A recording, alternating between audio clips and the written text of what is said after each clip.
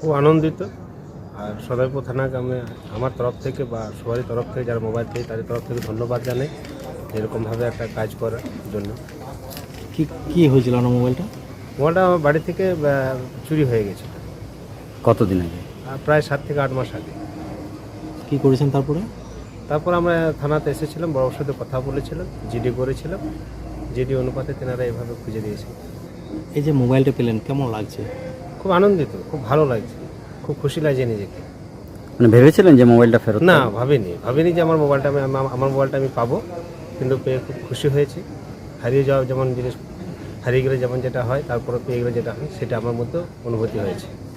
আপনার নাম আর বাড়ি? আমার নাম জাহিদুর রহমান, আমার বাড়ি নারায়ণপুর চিনপাই। আমার মোবাইলটা কোচবিহার থেকে হারিয়েছিল, আজকে ফেরত পেয়ে আমি খুব আনন্দিত হলাম। সদয়পুর থানাকে ধন্যবাদ জানাই, আমি খুব খুশি আছি। কতদিন আর কিভাবে হারিয়েছিল? আমার 4 মাস আগে হারিয়েছিল, আমার পকেট থেকে পড়ে গেল। তারপর কি করেছিলেন? তারপরে থানাতে এসে একটা জিডি করেছিলাম, জিডি পাওয়ার পর আমাকে ফোন করে ডাকে যে আপনার মোবাইল পাওয়া গেছে, আপনি এসে দেখেন। আজ কেমন লাগছে? আজকে খুব খুশি, আমি খুব আনন্দ। আশা করেছিলেন যে ফেরত? না, আশা করিনি যে পাবো বলে। আপনার নাম আর বাড়ি?